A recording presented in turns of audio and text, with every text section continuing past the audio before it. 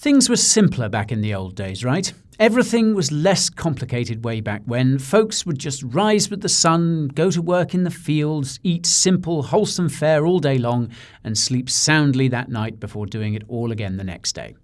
No 24/7 social media, no daily commute, no hard choices about which ethnicity of cuisine to eat today, none of the stresses of modern life. And, of course, just the one simple, easy-to-understand, infallible consensus mechanism. Ah yes, good old proof of work. Once the answer to all our problems, now in the process of getting cancelled by environmentalists and made to look old and unwieldy by proof of stake and all the other flashy new kids on the block. The past is a foreign country. They do things differently there. Well, quite. But not everyone takes the relentless march of progress lying down. Like those who give up whole weekends to reenact historic battles, or antique collectors, or EOS holders, some folks cling on to how life used to be back in the good old days. Get on with it. Yes, get on with it! Sorry. All of which brings us to Ethereum.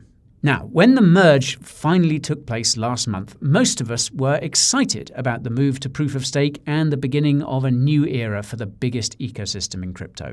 Most, but not all. The merge, in fact, spelt bad news for many, particularly Ethereum miners, whose main revenue source evaporated the moment the switchover took place.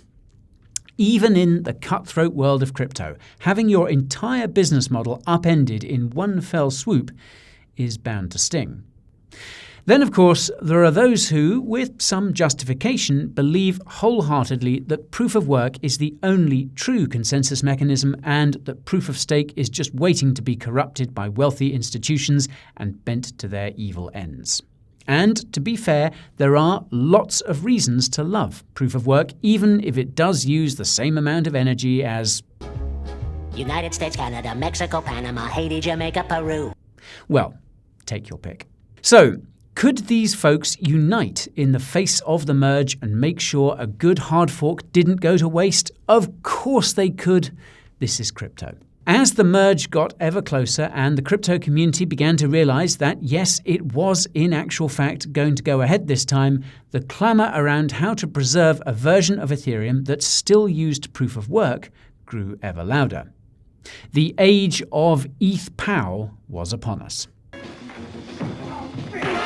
Now, the movement was spearheaded by a powerful Ethereum miner of end-of-level boss proportions named Chandler Go, who previously supported other contentious hard forks like Bitcoin Cash and Ethereum Classic. More about that later. Now, Chandler, understandably, wasn't too happy about the prospect of seeing all his mining rigs being rendered into e-waste and decided to take action. "I fork Ethereum once, I fork it again," he tweeted, and he meant it. Chandler's bullishness notwithstanding, however, it quickly became clear that support for the proof-of-work chain was not going to be all that forthcoming. Stablecoin issuers Circle and Tether both signaled their support for proof-of-stake, as did Oracle provider Chainlink and many other projects and personalities across the crypto industry. Nevertheless, in the wake of the merge, the old proof-of-work chain was continued, and Ethereum proof-of-work, or Ethereum PoW, is now a thing, with its own website, own Twitter account, and yes, its own coin, which has absolutely surged from an opening price of over $40 to a current price of around $7. Hey, it's a bear market.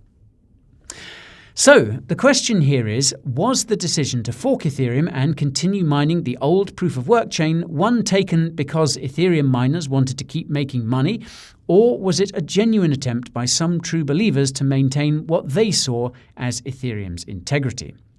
Was it a financial decision or a philosophical one? Well, there are absolutely no prizes for guessing that there was undoubtedly a bit of both involved here. A blatant attempt to keep the miners' gravy train running was tempered by the fact that some in the Ethereum community believe proof of work to be more secure and thus safer to use than proof of stake. And, as I said, they do have a point. The fact that the likes of Tether and Circle were arguably instrumental in putting to bed any, albeit faint, hopes that Ethereum PoW might gain some serious traction perfectly illustrates some of the primary concerns that exist around proof-of-stake. The fear that proof-of-stake Ethereum could in the future be taken over by powerful entities like these and others is a real one, and Vitalik himself has acknowledged as much. That isn't to say that proof-of-work isn't itself vulnerable to corruption, especially if the number of miners remains low, but there is a good argument that proof-of-work offers a potential level of security that proof-of-stake must work hard to achieve. So, in conclusion, it's hard to see Ethereum PoW, yes, I am going to keep doing that until the end of the video, gaining any significant adoption in the future.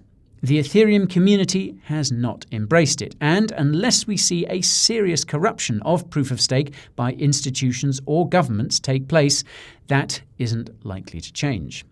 There's also the uncomfortable fact that, according to Chandler himself, most ETH PoW miners are likely to go bust unless they can access free electricity, which doesn't exactly bode well for a project in part designed to keep miners afloat.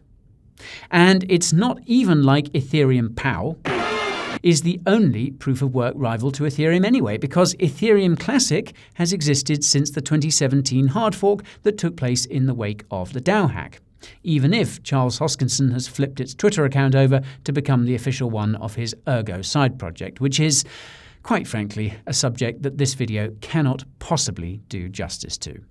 Maybe next time. Well, I hope you guys enjoyed this video and found it useful. If that is indeed the case, then please do like, subscribe, share, and hey, even consider forking it and trying to do a better job yourself. You've got a better chance than Ethereum PoW has anyway. Oof.